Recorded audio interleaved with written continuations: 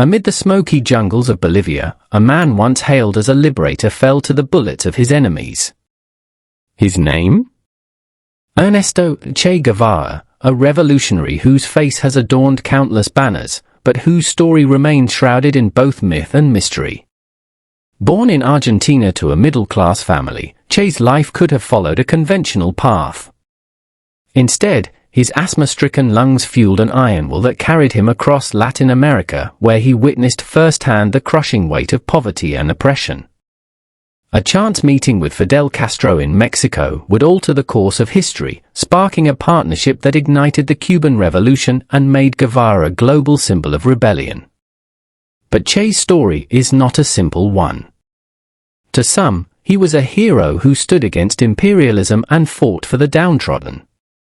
To others, he was a ruthless ideologue, unafraid to wield violence for his cause. What led this man, a physician by training, to trade his stethoscope for a rifle? And what really happened in the final moments of his life?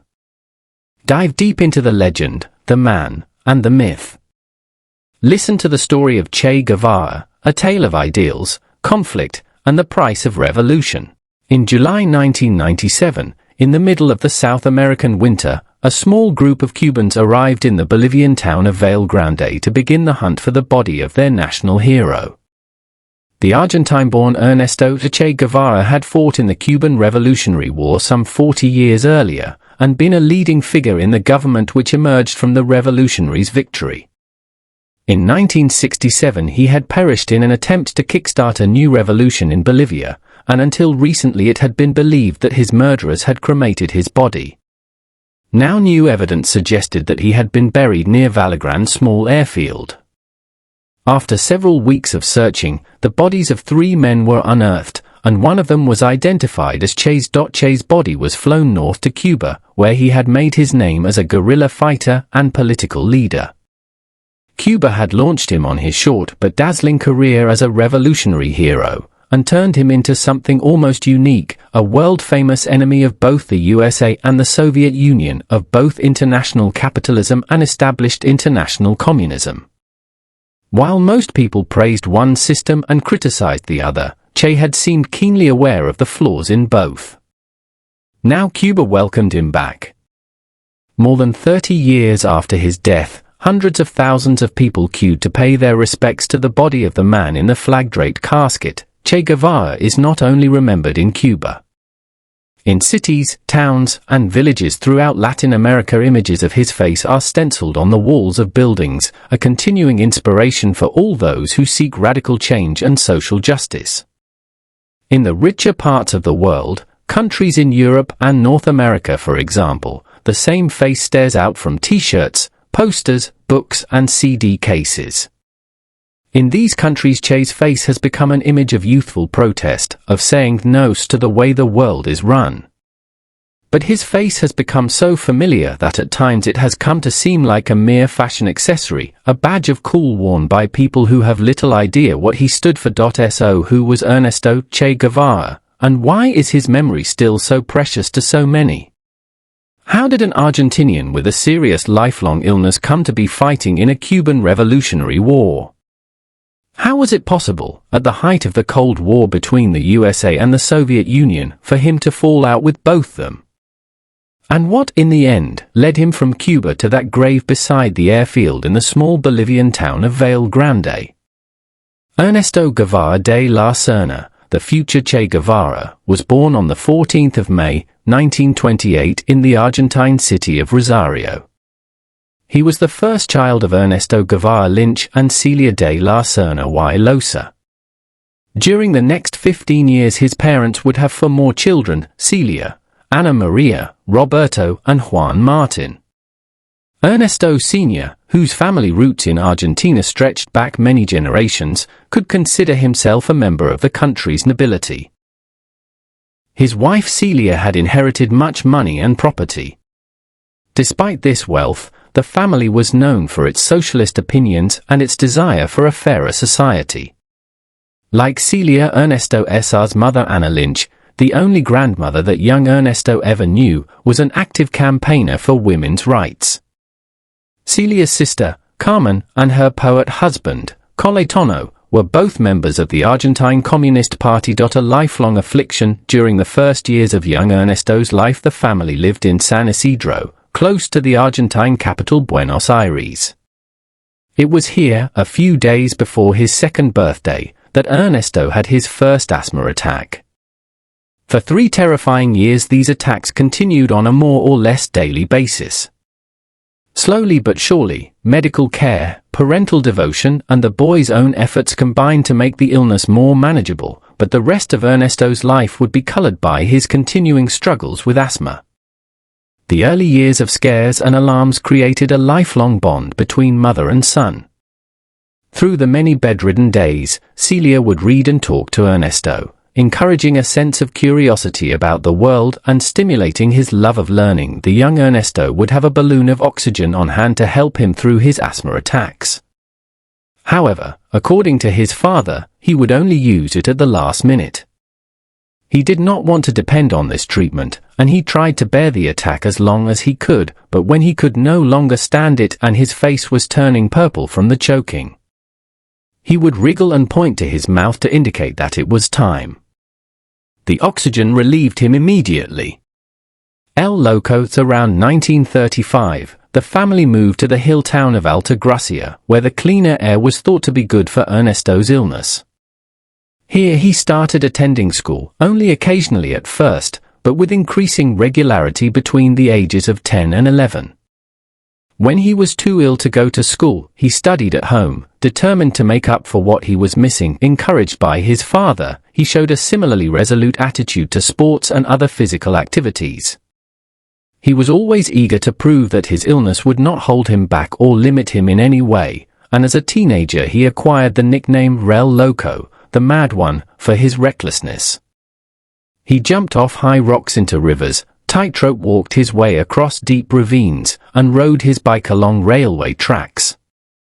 Despite his physical weakness, Ernesto was clearly a natural leader from an early age. One fellow pupil later told how the children followed him around a lot in the schoolyard. He would climb up a big tree that was there, and all the kids stood around him as if he were the leader, and when he ran the others followed behind him. It was clear that he was the boss. Growing up in 1936, when Ernesto was 8 years old, the Spanish Civil War broke out in Europe. Most Argentinians had Spanish roots, and the conflict was followed with great interest throughout the country. This was particularly true of the Guevara household in Alta Gracia. Ernesto's uncle Coletano went to Spain as a newspaper correspondent, and his family came to live with the Guevaras. This meant that the young Ernesto was able to follow the progress of the war very closely.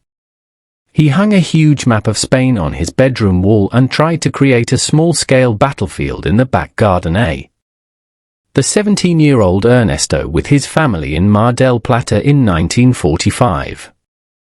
From left to right, Ernesto, his mother Celia, sister Celia, brothers Roberto and Juan Martin, father Ernesto, and sister Ana Maria. In 1943 the family moved some 40 kilometers to the much larger city of Córdoba, where Ernesto was already attending high school. For the past year he had been traveling to and fro each day on the bus. He was only an average student, doing well in those subjects that interested him, like literature and philosophy, and not so well in those that did not, like music and physics. He swam, played tennis and golf, and grew to love chess. At this point in his life he particularly enjoyed the challenge of playing rugby. If, as often happened, he suffered an asthma attack mid-game, he would leave the field to give himself an injection of adrenaline. Student in 1946, Ernesto finished high school and took a part-time job with the local roads department.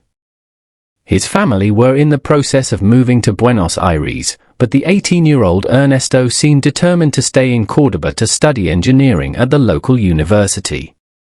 He may have wanted to stay near his friends, or he may have been eager to leave the family home, which in recent years had become the scene of many bitter fights between his parents over money and his father's affairs with other women. In Buenos Aires, Ernesto's grandmother became seriously ill.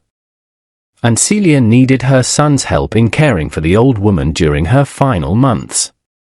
Celia had herself recently undergone surgery for breast cancer, and it seems likely that the combination of medical events, his mother's illness, his grandmother's death, and his own long struggle with asthma, persuaded Ernesto to study medicine instead of engineering. In 1947, he registered at the Faculty of Medicine in Buenos Aires, and spent the next 4 years as a medical student, specializing in the treatment of allergies. His life became that of a hard-working, hard-playing student. He never took any care of his appearance, his hair was always uncombed, his shoelaces untied, and his rare baths earned him a new nickname, El Chancho, the pig. None of this seemed to affect his popularity with the girls. By 1950 he was involved with a girl named Kai China, whom he had met several years earlier in Cordoba. His love for Kai China, however, was more than matched by his love of travel. During one summer vacation, he toured northern Argentina on a motorized bicycle, visiting his old Cordoba friend Alberto Granado at the leper colony where he worked. In another vacation he worked as a deckhand on a merchant ship, visiting Brazil, Trinidad, Venezuela, and the southern ports of Argentina. Late in 1951, Alberto told Ernesto that he had taken a job in another leper colony in far-off Venezuela, and suggested that the two of them travel there together by motorbike. Ernesto said yes. His desire to see the world was stronger than either his love for Kai China or his commitment to his medical studies. Ernesto and Alberto set off on their voyage to Venezuela in mid-January 1952, at the height of the South American summer. But they soon ran into difficulties. Alberto's Norton 500 cubic centimeters motorcycle, which he called La Poderosa, the powerful one, broke down with alarming frequency on the unpaved roads. The two men were thrown off with distressing regularity 9 times on one particularly bad day. Off the road, they added to their own problems by carelessly climbing a mountain and leaving it too late to get down before nightfall. One night, knowing that a puma was prowling in the area, a panicky Ernesto fired the two men's revolver in the direction of the two eyes glowing in the darkness, only to discover that he had shot the dog of the farmer with whom they were staying. Things went from bad to worse when, a few days later, he picked up a forwarded letter from Kai China saying that their relationship was over. Chile. La Poderosa was slowly falling to pieces, and it finally collapsed altogether on one steep, Chilean hill. They managed to persuade a lorry driver to give them a ride to the Chilean capital, Santiago, but La Poderosa was beyond repair. For the rest of their journey, the two travelers had to depend on lifts from others. The shadow of injustice in the Chilean port of Valparaiso, Ernesto agreed to visit a friend of the bar owner with whom they were staying, an old and poverty-stricken woman with asthma. He was horrified to see the conditions in which she was living. The poor thing was in an awful state, he wrote. It is in cases like this, when a doctor knows he is powerless, that he longs for change, a change which would prevent the injustice of a system in which, until a month ago, this poor old woman had had to earn her living as a waitress. Wheezing and panting heading north in Valparaiso, Ernesto and Alberto smuggled themselves on board a ship heading north, emerging from hiding only when the ship was at sea. Disembarking in northern Chile, they crossed the desert to visit the vast copper mine at Chuquicamata, and then journeyed north into Peru. For the next 2 months, they traveled through the mountains, often sharing the backs of lorries with groups of Andean Indians. These people and their cultures fascinated Ernesto.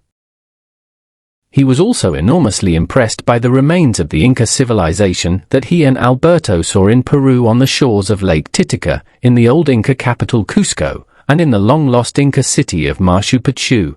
The two men were often cold in the mountains, and frequently hungry. In order to get food, they would perform their anniversary routine, casually telling strangers that it was exactly a year ago that they set out on their trip. How sad, they would add, that they didn't have the money to celebrate. The strangers would buy them a drink, which they would happily accept.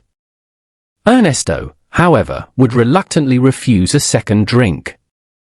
When asked to explain why, he would say that in Argentina it was the custom to eat and drink at the same time. The strangers would then buy them food. According to Ernesto, their trick to win a free meal never failed. Amazonia from the Peruvian capital Lima, Ernesto and Alberto headed back across the Andes and down into the upper reaches of the Amazon basin.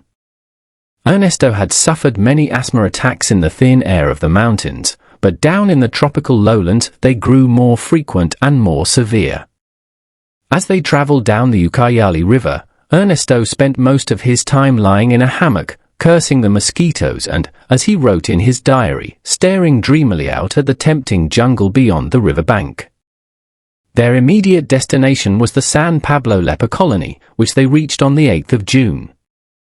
They stayed for 12 days, helping out where they could, and proving highly popular with the inmates. Their appreciation, Ernesto wrote, stemmed from the fact that we didn't wear overalls or gloves, that we shook hands with them as we would the next man, sat with them, chatting about this and that, and played football with them. This may seem pointless bravado, but the psychological benefit to these poor people, usually treated like animals, of being treated as normal human beings is incalculable, and the risk of catching leprosy, incredibly remote. Journey's end. From San Pablo, Ernesto and Alberto rafted down the river to the Colombian port of Leticia, caught a plane to Bogotá, and then took buses to the Venezuelan capital, Caracas. There, after almost 7 months together on the road, the two men parted company. Alberto headed off to his job in the leper colony and Ernesto caught a ride on an Argentinian plane transporting horses to Miami. The plane was supposed to spend only 1 day on the ground in the USA before returning to Argentina, but a serious fault was discovered in one of the engines. Without any money, Ernesto found himself stranded in Miami for a month. He stayed with a cousin of Chechina's and spent most of his time on the beach. He finally reached home on the 31st of August, 1952. He had promised his mother that he would finish his medical studies, and he threw himself back into them, passing an astonishing 14 exams in only a few months. He qualified as a doctor in July 1953. However, medicine no longer held enough of his interest. His trip with Alberto had opened his eyes to the enormous gulf between rich and poor which existed in South America, and shown him how medicine could achieve little in such a situation. People who lacked food, clothing, and shelter, and who often worked long hours in dirty and dangerous conditions, would never be healthy. They needed a change in these conditions before they needed doctors. The trip had also intensified his love of travel and his sense of adventure. He wanted more. Barely a month after qualifying as a doctor, Ernesto was on the move again, heading north with another friend from his school days, Carlos Calica Ferreira.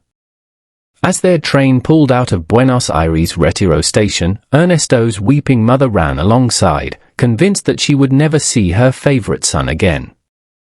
Ernesto and Calica first stopped in Bolivia. A revolution had taken place there in April 1952, and Ernesto was eager to see how things had changed. But he was disappointed. The mines that supplied much of the country's wealth had been taken over by the state, and there had been limited land reforms, but the gap between rich and poor, powerful and powerless, had not been bridged. A few families still owned most of the fertile land, leaving the vast majority with either no land at all or small rocky plots. Ernesto saw Indian workers being badly treated by U.S. supervisors, and watched peasants being sprayed with insecticide as they queued to see officials. This revolution, he decided, had not gone far enough. The two men traveled on across Peru, eventually reaching the port of Guayaquil in southern Ecuador. Here they ran into a group of travelers on their way to Guatemala in Central America, where another revolution, or something very like one, seemed to be taking place. The democratically elected government led by President Jacob Arbenz had dared to challenge United Fruit, the all-powerful American company. which dominated the Guatemalan economy. Unlike the Bolivians, Arbenz was the sort of revolutionary that Ernesto appreciated. Ernesto decided that Venezuela and Alberto could wait. Parting company with Calica, he set out for Guatemala. In the middle of a revolution, it took Ernesto 2 eventful months to reach Guatemala City. In Panama he was published for the first time 2 travel articles on the ancient Inca settlement of Machu Picchu and Amazonia, and in Costa Rica he met a Peruvian revolutionary named Hilda Guerrilla. She introduced Ernesto to some Cuban revolutionaries, who told him about their leader Fidel Castro and how he had led an assault on the Cuban government's military barracks at Moncada in the previous June. The Cubans called Ernesto Che, the Argentinian word for buddy, often used by other Latin Americans when talking to Argentinians. The name stuck. Ernesto reached Guatemala in the final days of 1953, and would remain there until the following August.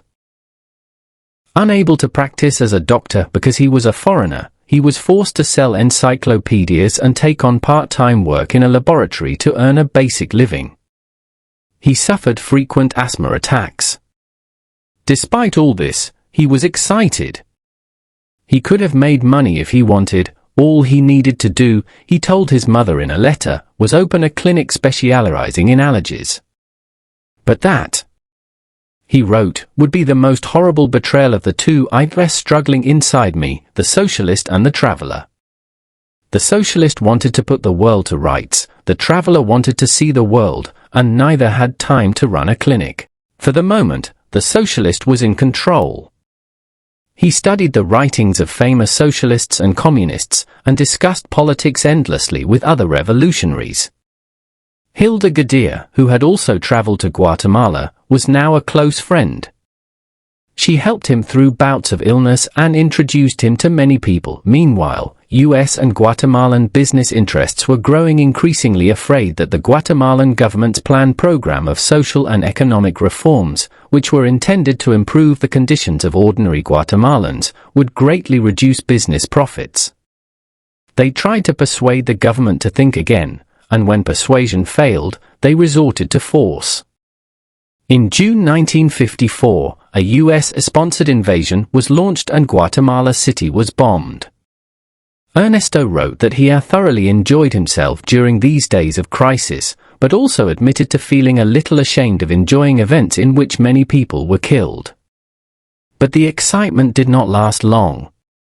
Instead of putting up a fight, as Ernesto had hoped it would, the Arbenz government began to fall apart. Betrayed by its own army, the government refused to arm those who, like Ernesto, were willing to take on the invaders. By the end of June it had been overthrown, and Ernesto had become one of many revolutionaries who were forced to seek asylum in the Argentine embassy. There he had several weeks to think about what had gone wrong. He had no doubt that Arbenz had been right to take on the USA because, as events had proved, that country would never willingly allow a revolution which threatened American business profits to succeed in Latin America. But Ernesto was equally certain that Arbenz should have created a revolutionary army for the protection of his revolutionary government. And he should not have allowed the opposition so much freedom, particularly in the press, to criticize his revolution, because that had weakened and undermined the resistance to American pressure. When the time came in Cuba, Ernesto would remember these lessons. Ready for action, Ernesto eventually moved on to Mexico, and for a while made a living photographing American tourists before finding some part-time research work studying allergies. He had a good apartment, ate well, and even took a bath every day. His friendship with Hilda turned into a romance. However, there was no lessening of his anger. He believed that the events he had witnessed in Guatemala had proved him right, and wrote to his mother of his growing indignation at the way in which the gringos, white foreigners, treated Latin America. He was ready for action, ready for the chance to fight which he had been denied in Guatemala. In the summer of 1955, Ernesto met Fidel Castro, the leader of the failed assault on the Moncada barracks and of the Cuban 26th of July movement named after the date on which the assault took place.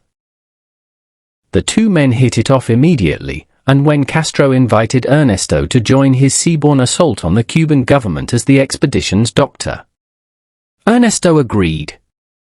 That same summer he married Hilda, who was now pregnant. Their daughter, Hildita, was born in February 1956, but there was no possibility that Ernesto would settle for life with this new family. He had already found another family which was more important to him, the family of revolutionaries. Throughout 1956, the preparations for Castro's assault went on. In the Cuban guerrillas training camp, Ernesto finally became known simply as Che. Despite his illness, he regularly came first in all the keep fit and other military training exercises, and by the end of the year he had repeatedly demonstrated that he was much more than just the expedition's doctor.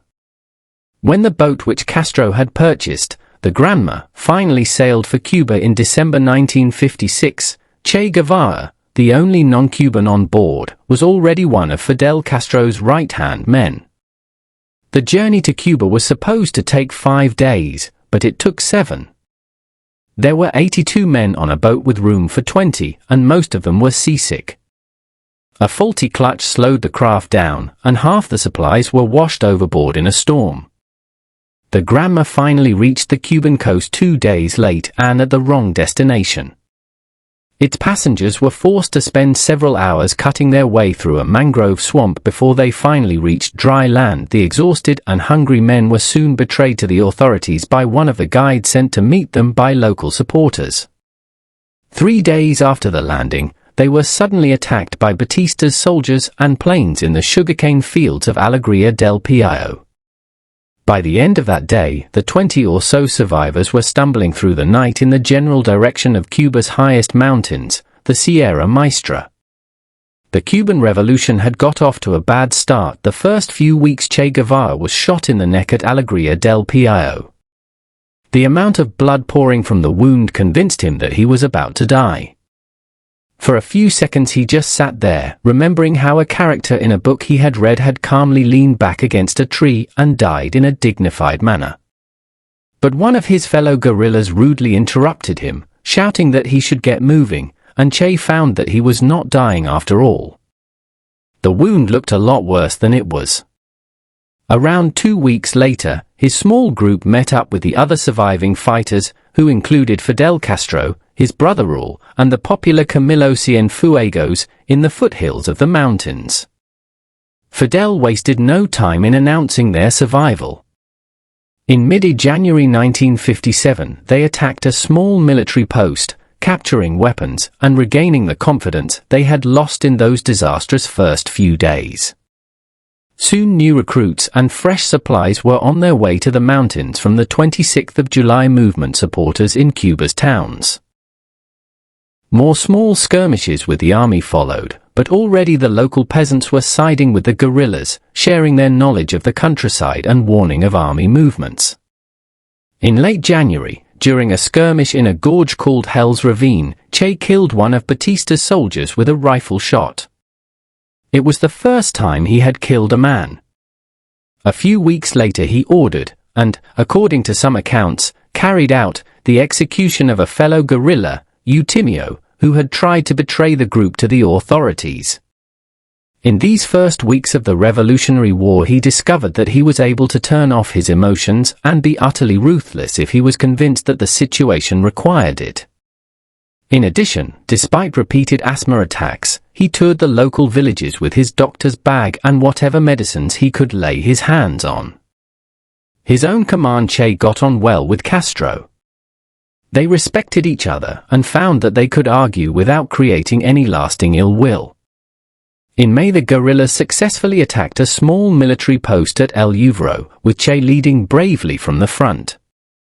After this victory Castro split his army, now 200 strong, into two, and appointed Che commander, comandante, of the 75-strong second column.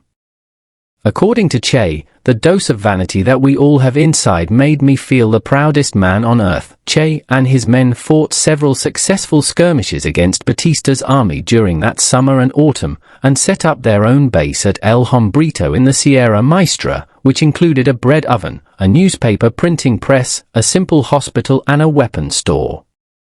Che also organized classes teaching his soldiers and the local villagers how to read and write. A hard man to follow, Che was earning something of a reputation among his troops. He was well organized, clever, and courageous to the point of foolhardiness. After he was shot in the foot in December 1957, Castro scolded him for taking too many risks. He accepted no privileges of rank. On the contrary, he insisted on receiving exactly the same treatment as everyone else. He queued for food like all the others, and took the same portions. Such behavior won him the lifelong loyalty of many who fought with him, and several would later follow him to their deaths in Bolivia. However, there was a darker side to this fierce insistence on shared discipline and equality. Che was a bad man to cross. He was ruthless to traitors, and he refused to make allowances for others' weaknesses. He never asked anyone to do anything that he was not prepared to do himself, but he did insist that everyone else live up to his own extraordinary standards. Since few men were as courageous, intelligent or determined as he was often disappointed. The final push in the early summer of 1958, Batista launched a great offensive against the revolutionaries in the Sierra Maestra, deploying 10,000 reluctant troops against the 300 or so guerrillas. It was a disaster.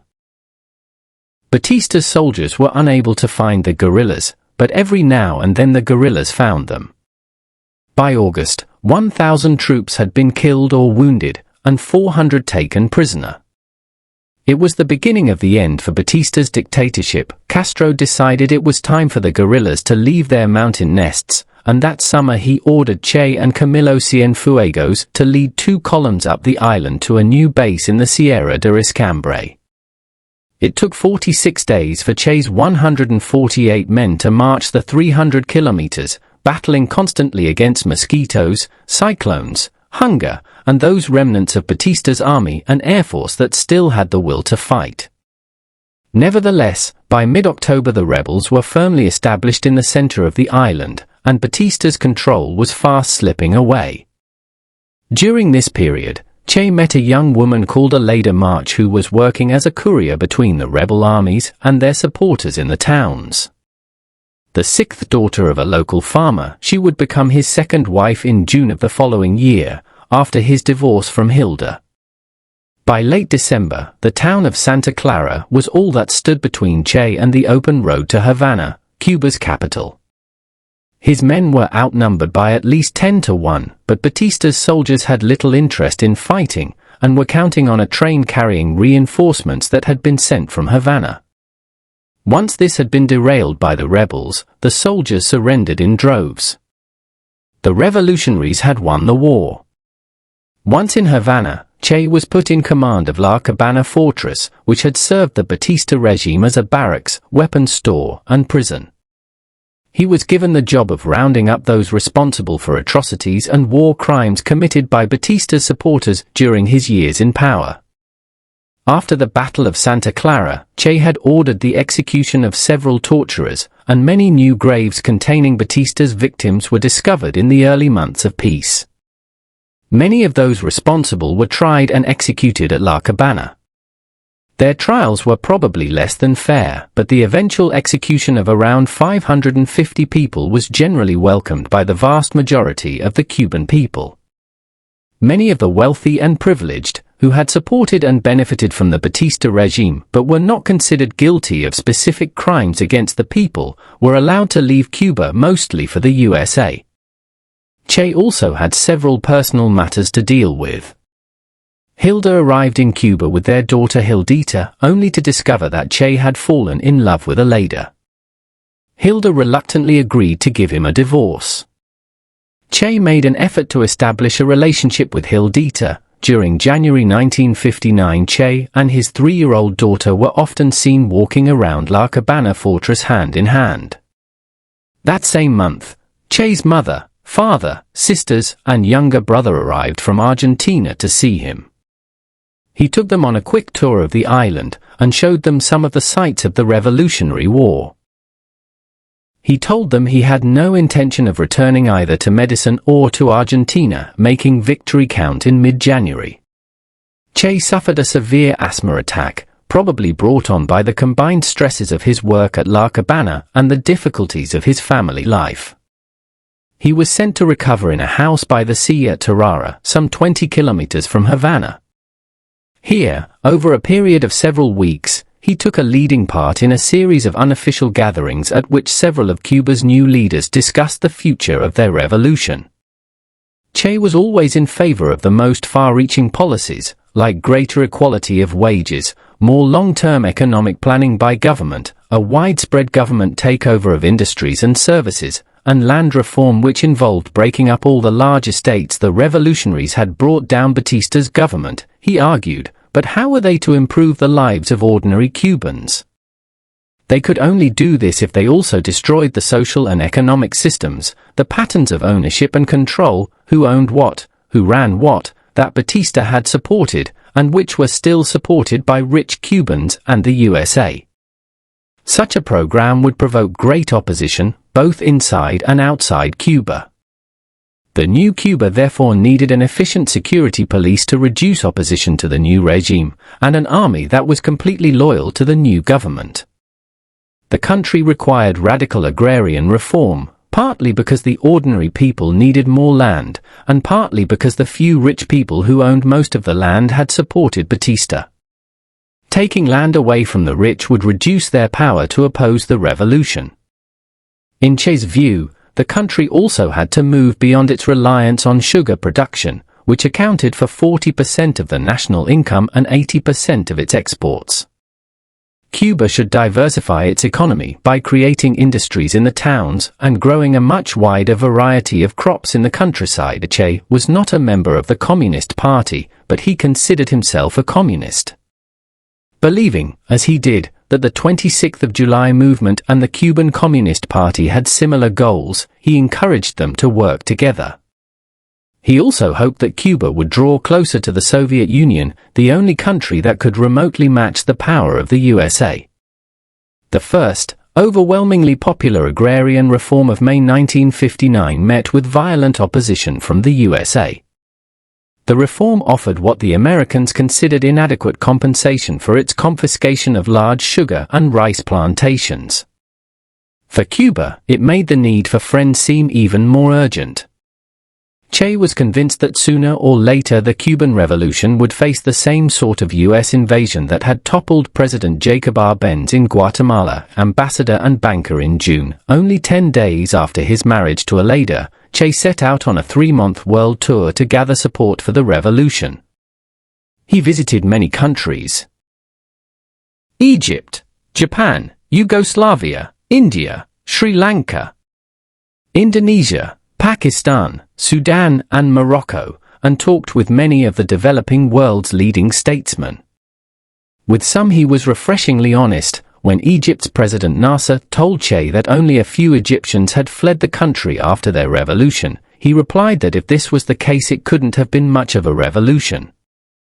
But with others he showed an acute lack of political experience. In Indonesia he was completely taken in by President Sukarno, mistaking the corrupt dictator for a model developing world leader.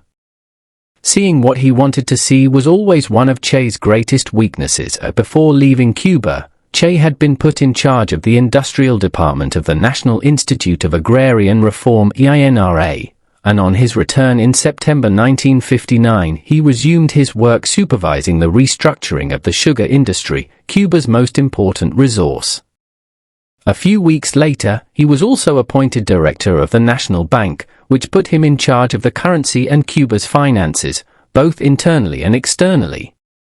Castro knew that Che had no great knowledge of economics, but he trusted him more than many of those who had, and he had great faith in Che's organizational skills. 14 months later, Che left the bank to become Minister of Industry, another key economic job. For about 4 years, from mid-1959 to mid-1963, he was the man responsible for running Cuba's economy. Che brought enthusiasm and apparently limitless energy to the task. He did his best to learn economics. Perhaps most importantly, he brought a sense of discipline and organizational ability to the early years of the Cuban Revolution, qualities that had traditionally been easier to find in his native Argentina than in easygoing Cuba. Although he gave the impression that he spent most of his time at the bank with his feet up on the desk, chatting to friends and smoking cigars, he got the work done, and saw that others did too. Signing Cuban banknotes, Che seemed casual and almost disrespectful, but the point he was making was that bank presidents were no more important than sugarcane cutters or mechanics. A life of work. His official jobs were only part of the story. In November 1959, Che helped start the volunteer work program. This involved citizens giving up evenings or parts of their weekends to work on projects such as building a school or cutting sugarcane. Doing such jobs in a spirit of common purpose made people aware of what they were all doing for each other, and strengthened their sense of community. It was important that the leaders set an example, and Che happily gave up most of his Saturdays to do volunteer work. There were also government affairs to attend to, speeches to give and talks with the many foreigners who came to Cuba eager to learn about the revolution. Che spent many evenings writing Guerrilla Warfare, a manual for those who he hoped would follow in Cuba's footsteps. All this work left little time for family life. He and Aleida lived in a small, comfortable, but far from luxurious house in Havana's Nevado Vedado quarter. Though different in many ways, his idea of fun was reading. Hers was going out. The two of them were still in love, and, late in 1960, their first child was born. She was named after her mother, and known as Aleidita. His former wife Hilda had also settled down in Havana, and his daughter Hildita usually stayed with her father and Aleida at weekends. Che could have filled his home with the gifts he was always receiving on his foreign trips, but he gave all these away to youth training centers. Neither would he let Aleida take advantage of his position. When she wanted to take the children to school in his government car, he insisted that she take the bus, like everyone else.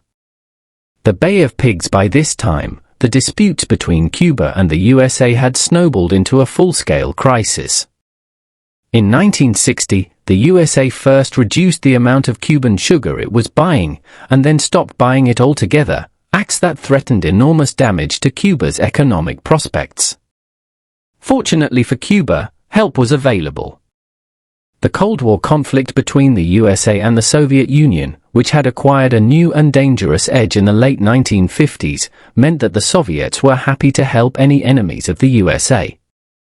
They agreed to buy Cuba's sugar. US-Cuban relations grew more hostile. When US-owned oil refineries in Cuba refused to refine oil which Cuba had bought from the Soviet Union, the Cuban government took them over. The USA responded with an economic embargo, banning trade between Cuba and the USA in everything but food and medicines. The Cubans then nationalized, took into state ownership a further 166 American companies, and forged a closer bond with the Soviet Union. In October 1960, Che led the first official Cuban mission to Moscow, given birth to their second son Ernesto, born on the 24th of February, 1965, and was upset at his leaving, but this second marriage, like the first, was less important to Che than his sense of personal mission.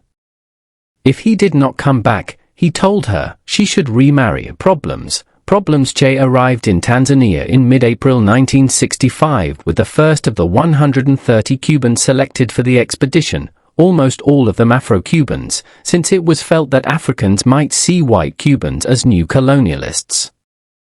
A few days later, Che and his soldiers crossed Lake Tanganyika and set up camp on the Congolese side, in the village of Kibamba. This was in territory controlled by the Congolese rebels led by Laurent Kabila, who were fighting to overthrow the pro-Western government of Moise Tshom. Kibamba would be Che's headquarters for 7 intensely frustrating months. In the Congo, Che was in charge of his small Cuban force, but he had no authority over anyone else. At the beginning, this seemed only right. It was a Congolese revolution, he argued, and the Congolese should be giving the military orders.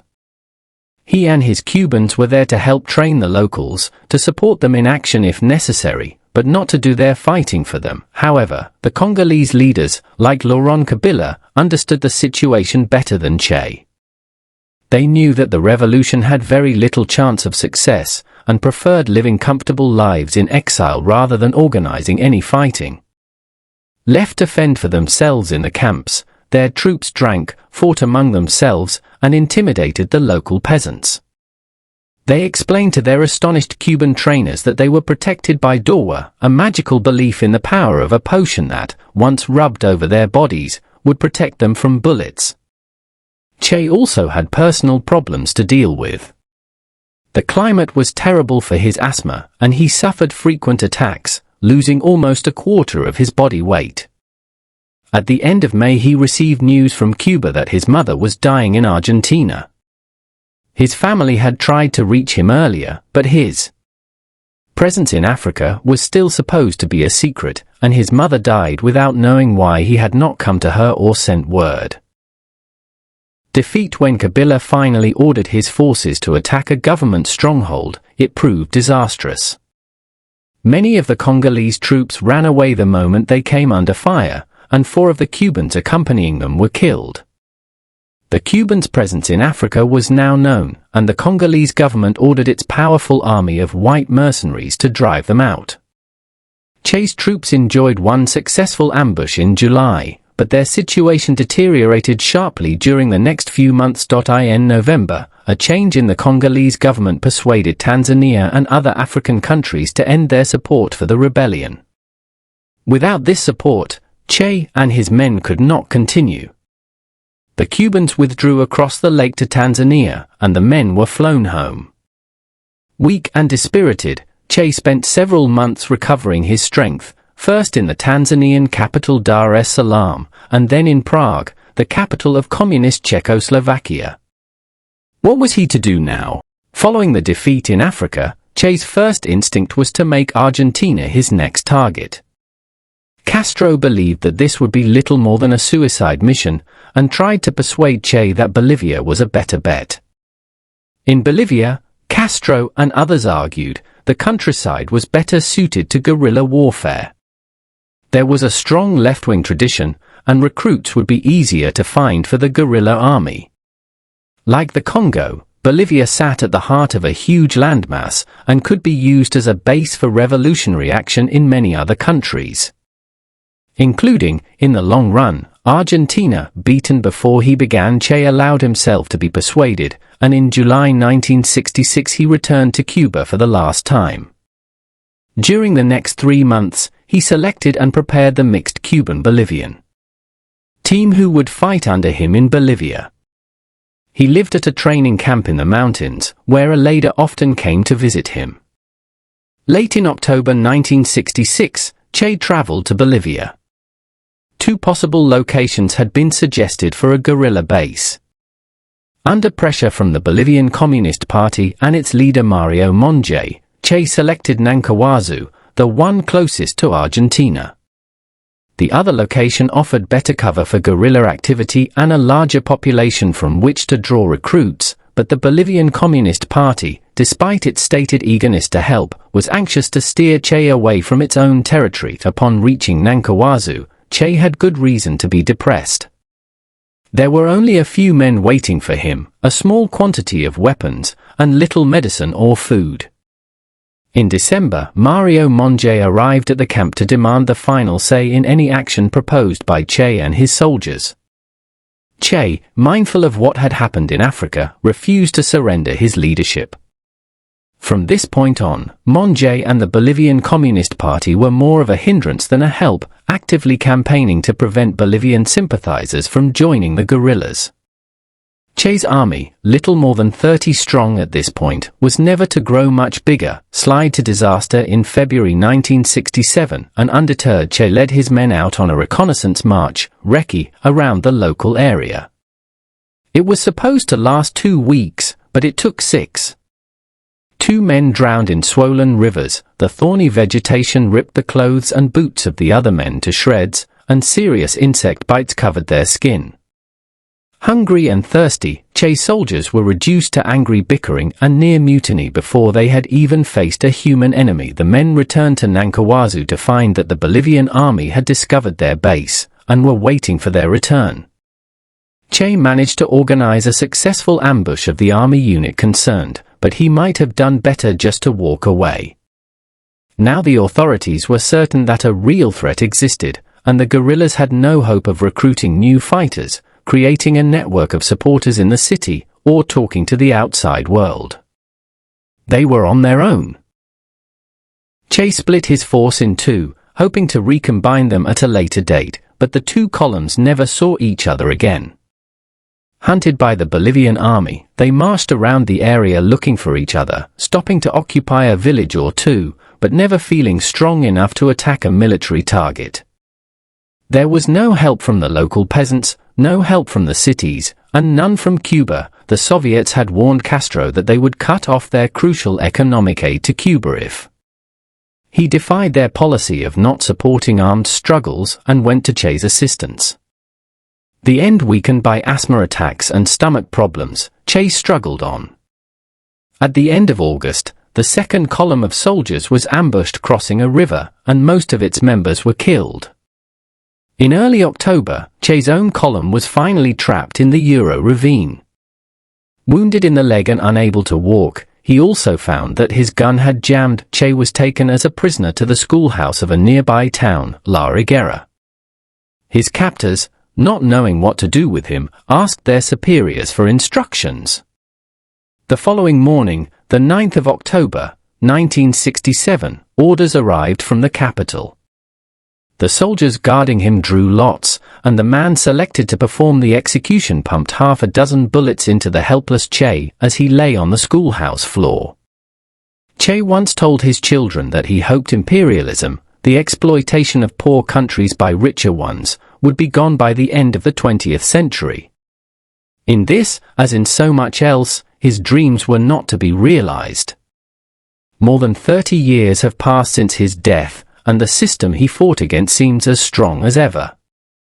The gap between rich and poor has, if anything, widened. The solutions to the social and political injustices he witnessed in Latin America and Africa are as hard to find now as they were then. The style of guerrilla warfare he practiced, wrote about and championed has proved a costly and dismal failure in many places where it has been tried. Although the kind of communism he came to despise in the Soviet Union has all but vanished, the type of communism he hoped to build in Cuba and elsewhere has proved an elusive and, many would say, impractical dream. His beloved Cuban Revolution, battered by decades of Soviet blackmail and American bullying, is no longer the inspiration it once was. Successes and failures. Che's contributions to the success of the Cuban Revolutionary War, his physical courage, his intelligence, his vision, were enormous. He helped give the Cuban Revolution that heady mixture of youth, idealism and absolute determination that characterized its early years. As long as Che had any say in the matter, there was no backsliding on their promises to the Cuban people, no surrender to the revolution's enemies. In his work, personal style and writings he gave the Cuban Revolution something different, something with a romantic appeal that reached way beyond Cuba. He was a communist, but a communist who seemed different to those in power elsewhere. Unlike them, he said what he thought and seemed motivated by a genuine and selfless desire to build a better, fairer world. When Che failed, it was usually because he was attempting the impossible. He spent his life fighting the crippling affliction of his asthma.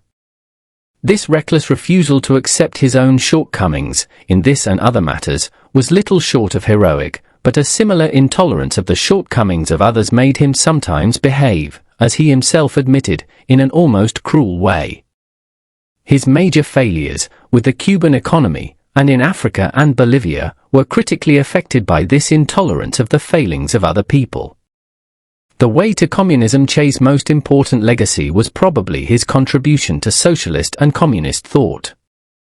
The story of the 20th century was largely the story of communism's rise and fall, and Che's own story was very much a part of this. His faith in Soviet communism soon diminished once he had witnessed the way it really worked, and in his final years he talked and wrote a great deal about creating a better, more human form of communism, like two other leading 20th century figures with whom he had little else in common, Mahatma Gandhi and Martin Luther King Jr. Che Guevara realized that the way in which you go about getting something affects what you get, just as Gandhi and King believed that social harmony could never be achieved through violence, so Che believed that communism could never be created with capitalist methods. If a government appealed only to the greed of its citizens, as the Soviet government was increasingly doing in the 1960s, it would never end up with a society in which people cared for one another. Communism, Che believed, had first and foremost to find a place in people's hearts. If it did that, then the social benefits would automatically follow. Self-sacrifice finally, and most obviously, Che's life and death have come to represent an example to others. As he saw it, the point of life was to help others less fortunate than himself, and he lived accordingly. There was, of course, a willful, selfish streak in all this. Che's untiring pursuit of his own political ideals was undoubtedly hard for those closest to him. However, in a world that seems increasingly obsessed with personal pleasure and enrichment, it is hard to be entirely critical of someone whose life was driven by his hatred of injustice. As Che himself wrote, in his last letter to his family, "Many will call me an adventurer, and I am, but of a different kind, one who risks his skin to prove his convictions."